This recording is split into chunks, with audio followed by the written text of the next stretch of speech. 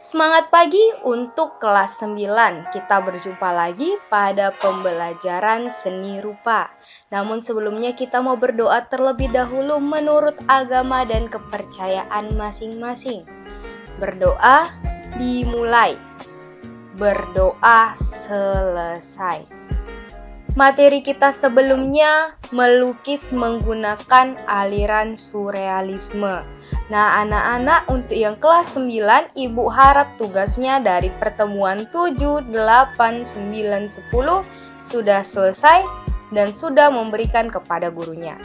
Dan materi hari ini kita mau mereview ulang atau kita mau mempelajari ulang tentang karya seni rupa murni Indonesia. Dengan tujuan pembelajaran bisa kita lihat bersama-sama. Ada 4 tujuan pembelajaran. Baiklah, kita masuk ke materi hari ini tentang sejarah perkembangan seni lukis Indonesia.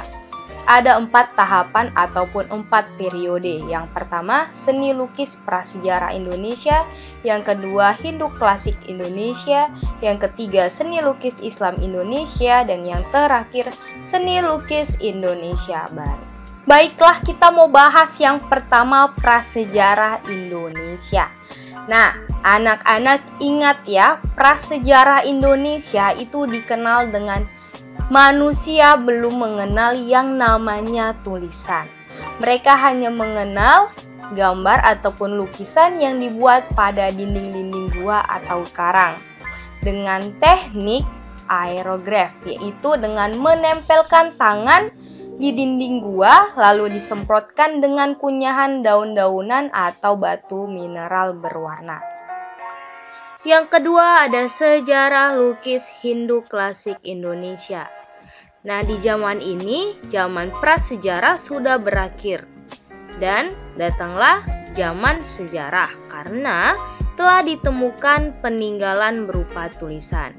Hal ini terjadi karena ada kontak kebudayaan dengan India. Tema umum yang digunakan pada suatu karya seni pada zaman ini yaitu agama, metodologi, legenda, dan cerita sejarah. Contohnya lukisan Bali klasik yang berisi cerita Ramayana dan Mahabharata. Yang ketiga ada seni lukis Islam Indonesia. Pada seni Islam terdapat suatu pantangan untuk melukis motif makhluk hidup dalam bentuk realistis.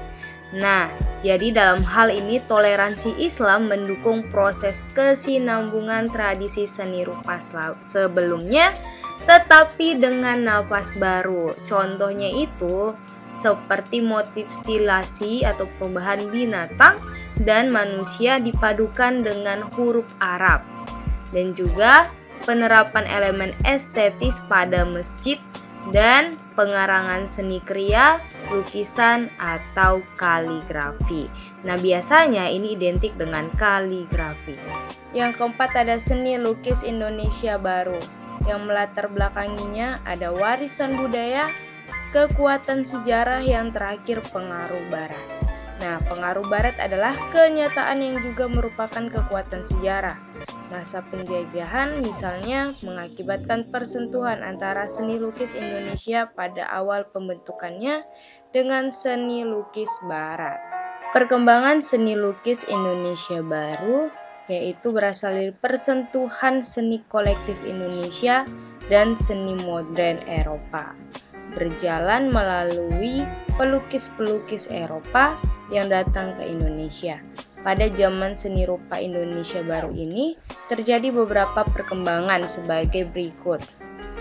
Yang pertama ada masa Raden Saleh atau perintisan. Nah, di sini mereka memandang bahwa Raden Saleh merupakan orang Indonesia pertama yang mendapat bimbingan melukis secara khusus dari pelukis-pelukis bergaya naturalis dan realis keturunan Belgia yang pernah tinggal di Indonesia, yakni A.A. Jepayet.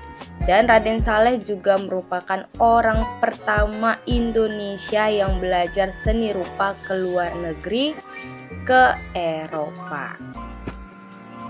Yang kedua ada masa Indonesia Jelita atau Mu India. Nah, pada abad ke-20 muncullah Abdullah Suryo Subroto, bukan untuk melanjutkan gaya melukis Raden Saleh.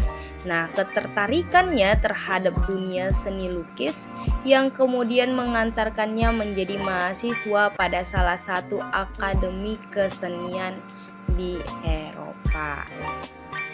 Sepulang dari Eropa, Abdullah bermukim di Bandung dan kemudian mengembangkan gaya melukis sendiri yang kemudian dikenal dengan sebutan Indonesia Jelita atau Mu India. Nah, gaya ini menekankan pada keelokan dan suasana kehidupan bangsa Indonesia dengan alamnya yang subur dan masyarakatnya yang tentram. Pemandangan alam merupakan objek lukisan yang sangat dominan.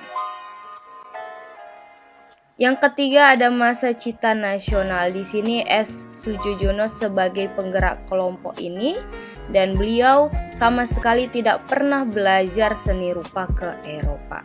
Untuk memperkokoh gerakan dan menyamakan persepsi, kelompok ini kemudian membentuk Perkumpulan Ahli Gambar Indonesia atau yang disebut dengan Persagi pada tahun 1938 di Jakarta. Dengan tujuan utamanya mengalang solidaritas nasional antar seniman lokal dan mengembangkan seni lukis. Nah, selanjutnya ada masa kependudukan Jepang. Nah, masa ini tepatnya pada 1942, Persagi dipaksa bubar. Pada 1945, mereka mendirikan sebuah lembaga dengan nama Jepang Keimin Bunka Shidoso ataupun Pusat Kebudayaan, yang pengajarnya merupakan mantan anggota Persagi. Selanjutnya masa sesudah kemerdekaan. Nah, keadaan negara setelah proklamasi kemerdekaan 1945 tidak menghentikan aktivitas kesenian. Saat itu seni lukis menjadi media untuk berjuang, dan pusat kegiatan SIM berpusat dari Madiun ke Surakarta dan kemudian berpindah lagi ke Yogyakarta. Hal ini dilakukan untuk mengantisipasi keadaan yang masih sering bergejolak. Masa pendidikan formal.